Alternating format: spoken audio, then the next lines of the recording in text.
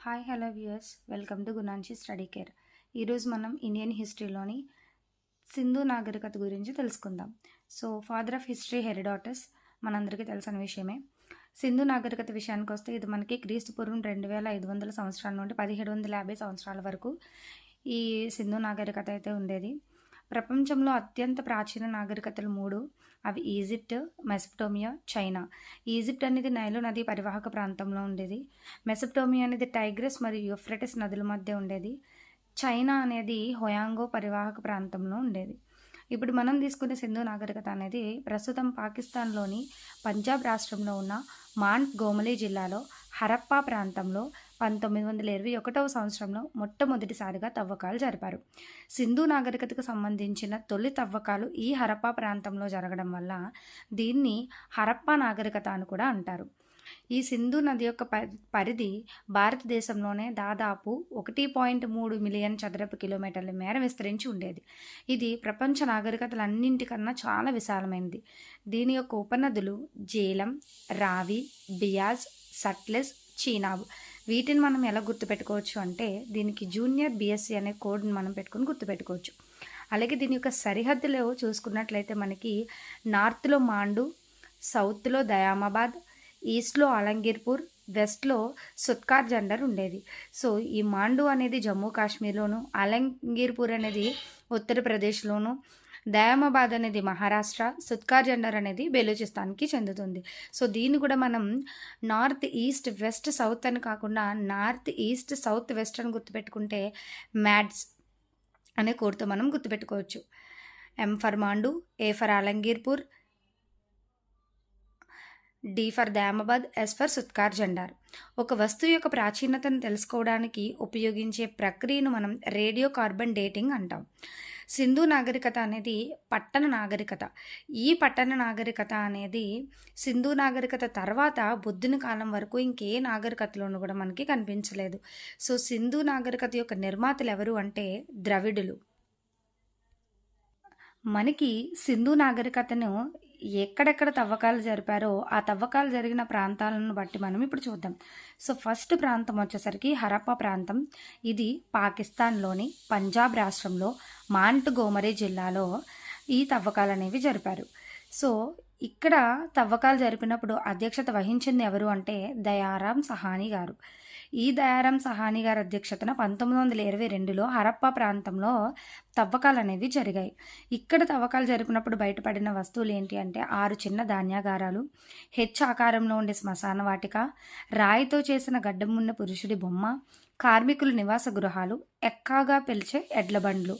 So ఇక్కడ మనం గుర్తుపెట్టుకోవడానికి ఏంటి అంటే హరప్పా అన్నం, అలా 6 చిన్న ధాన్యాగారాలను గుర్తుపెట్టుకోండి. హరప్పా అనేది హెచ్తో స్టార్ట్ అవుతుంది కాబట్టి హెచ్ ఆకారంలో ఉండే శ్మశాన వాటికను గుర్తుపెట్టుకోండి. ఇంకా అలాగే రాయితో చేసిన పురుషుడు బొమ్మ ఉండేది అనుకోండి. ఆ పురుషుడు ఒక కార్మికుడు. సో అతను వాళ్ళ యొక్క నివాస గృహాలు. ఆ పురుషుడు ఎప్పుడు కూడా తన ఇంటికి ఆ నివాస గృహానికి ఎడ్ల బండి మీద వెళ్ళేవాడు. ఇలా గుర్తుపెట్టుకోండి. నెక్స్ట్ చాన్హుదారో. ఇది మనకి గుజరాత్ రాష్ట్రంలో ఉండింది. దీని అధ్యక్షతుడు ఎంజి మజుందారో అండ్ మెకే. వీళ్ళిద్దరి అధ్యక్షతన ఈ గుజరాత్ రాష్ట్రంలో చాన్హుదారో ప్రాంతంలో తవ్వకాలు అనేవి జరిపారు. సో మజుందారో, చాన్హుదారో, దారో అలా గుర్తుపెట్టుకోండి. నెక్స్ట్ ఇక్కడ బయటపడినవి ఏంటి అంటే సిరాసీసా పూసల పరిశ్రమ బాగా అభివృద్ధి చెందిందనమాట. ఈ ప్రాంతంలో ఏదైతే చాన్హుదారో ఉందో ఇక్కడ పూసల పరిశ్రమ అనేది బాగా ఉండేది. దీన్ని కళాకారుల నగరం అని పిలిచేవారనమాట.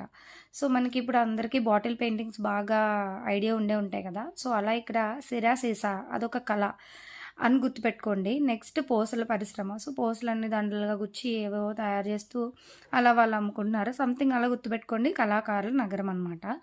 సో ఈ సింధు పట్టణాలన్నింటిలోనూ కూడా కోట గోడలు లేని ఏకైక నగరం ఏది అంటే చాన్హుదారో అనమాట. ఇక్కడ మాత్రమే కోట గోడలు లేవు. మిగతా అన్ని ప్రాంతాల్లో కూడా కోట గోడలు ఉండేవి. నెక్స్ట్ మొహంజాదారో. ఈ మొహంజాదారో మనం తీసుకున్నట్లయితే సింధు రాష్ట్రంలో లార్ఖానా జిల్లాలో సింధు నది ఒడ్డున ఈ మొహంజాదారో అనేది ఉండిందనమాట. ఇక్కడ దీనికి అధ్యక్షుడు ఎవరు అంటే RD Banerjee. So RD Banerjee అధ్యక్షతన మొహంజదారో ప్రాంతంలో తవ్వకాలు జరిపినప్పుడు ఏమేం బయటపడ్డాయో చూద్దాం. మహా స్నానవాటిక, అతిపెద్ద స్నానవాటిక. ఇది 11.8 మీటర్లు ఇంటూ 7 మీటర్ల విస్తీర్ణంతో ఉండేది. దీని మెట్లు నార్త్ సౌత్లో కూడా ఉండేవన్నమాట. అతిపెద్ద ధాన్యాగారం ఒకటి, కంచుతో చేసిన నాట్యగత్తె విగ్రహం, పెద్ద సమావేశ మందిరం. సో బాగా గుర్తుపెట్టుకోండి, హరప్పాలో మనకి చిన్న ధాన్యాగారాలు, ఒక పురుషుడి బొమ్మ ఎలా అయితే దొరికాయో, మొహంజదారోకి వచ్చేసరికి మహాస్నానవాటిక, అలాగే అతి పెద్ద ధాన్యాగారం, కంచుతో చేసిన నాట్యగత్తె విగ్రహం, ఇక్కడ పెద్ద సమావేశ మందిరం అనమాట. సో ఇక్కడ ఈ మొహంజదారో మహా అని గుర్తుపెట్టుకుని మహాస్నానవాటిక, మహా అంటే అతిపెద్ద ధాన్యాగారం, ఇక్కడ పెద్ద సమావేశ మందిరం ఉండేది, మహా పెద్ద సమావేశ మందిరం అనుకోండి. ఆ సమావేశంలో ఒక నాట్యగత నాట్యం చేస్తూ ఉండేదన్నమాట. ఇలా గుర్తుపెట్టుకోండి. నెక్స్ట్ లోతాల్ ప్రాంతం వచ్చేసరికి గుజరాత్ రాష్ట్రంలోనే బగావో నది పరివాహక ప్రాంతంలో ఈ లోతాల్ అనేది ఉండింది. ఆ లోతాల్ దగ్గర తవ్వకాలు ఎవరు అధ్యక్షతన జరిపారు అంటే ఎస్ఆర్ రావు. సో ఎస్ఆర్ రావు అధ్యక్షతన లోతాల్ ప్రాంతంలో తవ్వకాలు అనేవి జరిపారు. ఇక్కడ బయటపడినవి ఏమిటి అంటే హోమగుండాలు, కాంస్యపు కొలబద్దలు, చదరంగం ఆటకు సంబంధించిన ఆధారాలు ఏవైతే ఉన్నాయో అవన్నీ కూడా ఇక్కడ దొరికాయి అన్నమాట. అలాగే వస్త్రపు గుర్తులను కలిగి ఉన్న ముద్రలు. వస్త్రపు గుర్తులు అంటే అక్కడ ఆల్రెడీ వస్త్రాలు ఉపయోగించారు. ఆ కాలంలో ఏ వస్త్రాలు అయితే ఉపయోగించారో వాటి గుర్తులు కలిగి ఉన్న ముద్రలు ఉండేవి. వరి పంట ఆనవాళ్ళు ఉండేవి. విశాలమైన నౌకా నిర్మాణ కేంద్రం, అగ్నిని పూజించిన ఆనవాళ్ళు, పూసల పరిశ్రమ. ఇక్కడ మనకి మళ్ళీ ఇక్కడ కూడా పూసల పరిశ్రమ అభివృద్ధి అనేది మనకి ఎక్కడ ఫస్ట్ చెప్పాం మనం, చాన్హుదారా చెప్పాం కదా. సో చాన్హుదారాలో ఎలా అయితే పూసల పరిశ్రమ అనేది ఉందో, లోతాల్లో కూడా ఒక పూసల పరిశ్రమ ఉంది. ఇక్కడ హోమగుండం అనగానే మనకి అగ్ని గుర్తుకు రావాలి. సో అగ్నిని పూజించిన ఆనవాళ్ళు అనేవి మనకి ఇక్కడ ఉండేవి. కాంస్యపు కొలబద్దలు ఉండేవి. చదరంగం ఆటకు సంబంధించిన ఆధారాలు ఏవైతే మనకి అందులో ఉపయోగిస్తామో చెస్ గేమ్లో ఉపయోగించేవన్నీ కూడా అక్కడ దొరికాయి అనమాట. వస్త్రపు గుర్తుని కలిగి ఉండే ముద్రలు కనిపించాయి. ఇవన్నీ మనకి నౌకాశ్రయం, మనకి అతిపెద్ద నౌకాశ్రయం మనకి లోతాల్ ప్రాంతంలో ఉందని మ్యాక్సిమం చాలామందికి తెలిసి ఉంటుంది. సో ఇదన్నమాట లోతాల్కి సంబంధించి. నెక్స్ట్ తీసుకున్నట్లయితే మనకి ధోలవీరా. ఈ ధోలవీరా అనే ప్రాంతం అనేది గుజరాత్లోనే ఉంది. చూడండి, చాన్హుదారో కూడా మనకి గుజరాత్లోనే ఉంది, లోతాల్ కూడా గుజరాత్లోనే ఉంది, ధోలవీరా కూడా గుజరాత్లోనే ఉంది. దీనికి అధ్యక్షులు ఎవరు అని అంటే ఆర్ఎస్ బెస్ట్. వీరులు ఎప్పుడు బెస్ట్గానే ఉంటారు కదా, సో అలా గుర్తుపెట్టుకోండి. వీరులు ఎప్పుడు బెస్ట్గానే ఉంటారు, వాళ్ళకి మనం జో కొడుతూనే ఉంటాం. సో అలా ధోలవీరా అనగానే మనకి ఆర్ఎస్ బెస్ట్ అలాగే జేపీ జోషి వీళ్ళిద్దరూ మనకి అధ్యక్షతను వహించారనమాట. ఇక్కడ బయటపడినవి ఏంటి అంటే కృత్రిమ రిజర్వాయర్ నిర్మాణం. ఇక్కడ ఒక కృత్రిమ రిజర్వాయర్ అనేది నిర్మించారు. స్టేడియం ఉండేది. మిగిలిన పట్టణాలన్నీ 2 భాగాలుగా ఉంటే ఇది మాత్రం 3 భాగాలుగా విభజించడం జరిగింది. సో గుర్తుపెట్టుకోండి, ధోలవీరా వీరులు ఎప్పుడు బెస్ట్గానే ఉంటారు, వాళ్ళకి ఎప్పుడు మనం జో కొడుతూనే ఉంటాము అన్నాము. అలాగే ఇది అన్నింటికి కూడా డిఫరెంట్గా ఉండేది. మిగిలిన పట్టణాలన్నీ 2 భాగాలుగా విభజిస్తే దీన్ని 3 భాగాలుగా విభజించడం అనేది జరిగింది. ఇక్కడ మనకి స్టేడియం అలాగే కృత్రిమ రిజర్వాయర్ అనేవి బయటపడ్డాయి. నెక్స్ట్ కాళీబంగన్ అనగానే మనం ఇది రాజస్థాన్ అనమాట. రాజస్థాన్ గంగానగర్ జిల్లా, ఘాగ్గర్ ప్రాచీన సరస్వతి. సో మనం సరియు నది అని అన్నాం కదా, సరియు నది అన్న, సరస్వతి నది అన్న, ఘాగ్గర్ నది అన్న అన్నింటికి ఒకటే పేరు అనమాట. కాళీబంగన్ రాజస్థాన్ గంగానగర్ జిల్లాలో ఉండింది. ఈ సరస్వతి నది ఒడ్డున మనకి ఈ కాళీబంగన్ అనేది ఉండే. అధ్యక్షుడు ఎవరు అంటే ఘోష్. మనం చూడండి, ఏమైనా కాలినప్పుడు ఘోష పెడుతూ ఉంటారు వాళ్ళు. ఎవరైనా ఒక మనిషి కాలిపోయినా లేదంటే మనకి ఏదైనా చేయి కాలినా ఘోష పెడుతూ ఉంటాం. అలా ఘోష్ అధ్యక్షతన కాళీబంగన్ ప్రాంతంలో తవ్వకాలు అనేవి జరిగాయి. ఇక్కడ ఏం బయటపడ్డాయంటే నేలను నాగలితో దున్నిన ఆనవాళ్ళు, కాలిన మసిగుడ్డ, అగ్నిని పూజించిన ఆనవాళ్ళు. చూడండి, నేలను నాగలితో దున్నిన ఆనవాళ్ళు ఈ కాళీబంగన్లో దొరికాయి. అలాగే కాలిన మసుగుడ్డ చెప్పాం కదా, కాలితే ఘోష పెడతాం. సో ఏం కాలింది, మసుగుడ్డ కాలింది. అలాగే అక్కడ మంటలకు సంబంధించి కాలిపోవడం అంటే అగ్నిని పూజించారనమాట. కాళీబంగన్ అంటే నల్లని గాజులు అని అర్థం అంట. ఓకేనా, మనకి కాళీమాత ఏ కలర్లో ఉంటుంది, బ్లాక్ కలర్లో ఉంటుంది కదా, సో అలా గుర్తుపెట్టుకోండి. నల్లని గాజులు. నెక్స్ట్ బన్వాలి. ఈ బన్వాలి అనే ప్రాంతంలో హర్యానా హిస్సార్ జిల్లాలో ఉండేదన్నమాట. ఇది బన్వాలి, హర్యానా హిస్సార్ జిల్లా. దీనికి అధ్యక్షుడు కూడా ఆర్ఎస్ బెస్ట్.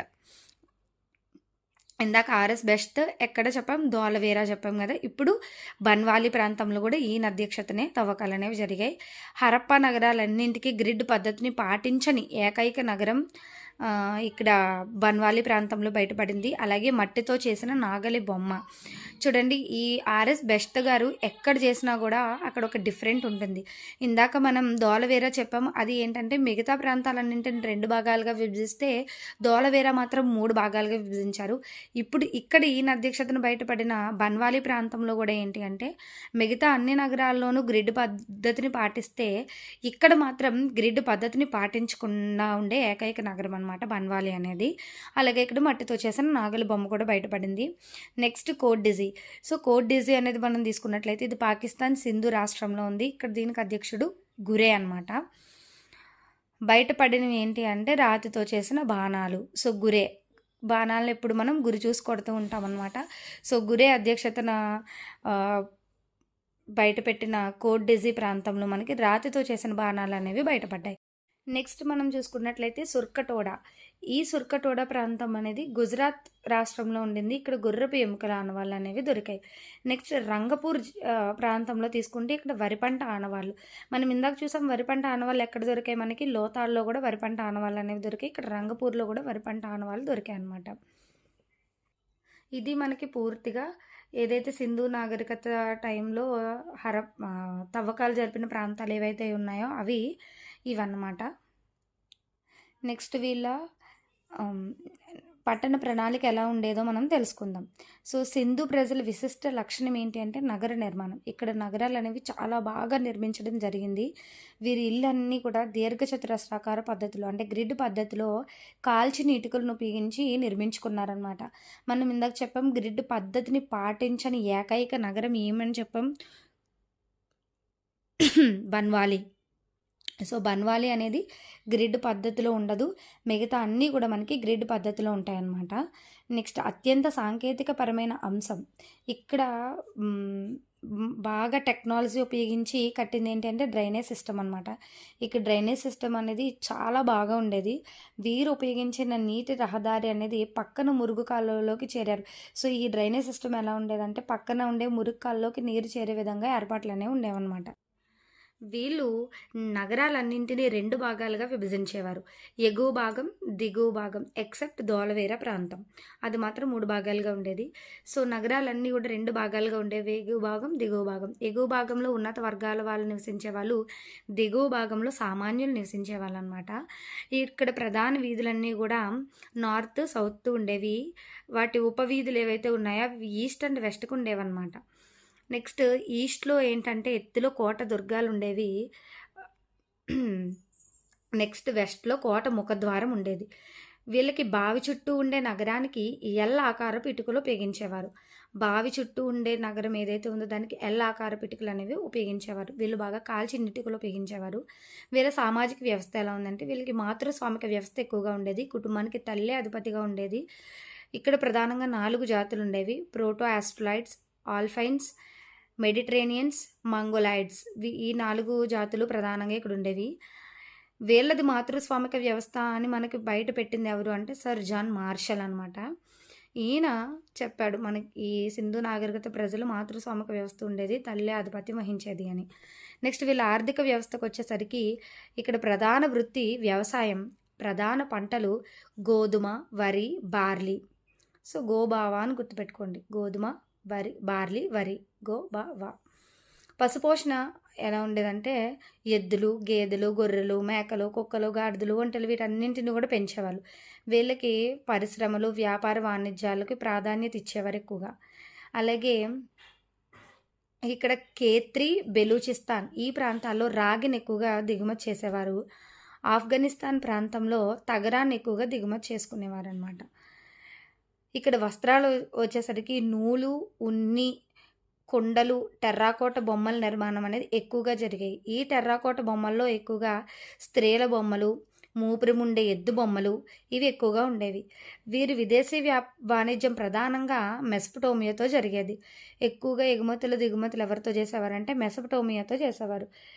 వీళ్ళు ఈ మెసపటోమియా ప్రజలు సింధు ప్రజల్ని మెలూహా అని పిలిచేవారు. మెసపటోమియా ప్రజలు వీళ్ళని ఎవరిని సింధు ప్రజల్ని మెలూహా అని పిలిచేవారు. దేశీయ వ్యాపారానికి ఎడ్ల బండ్లు వీళ్ళకి పడవలు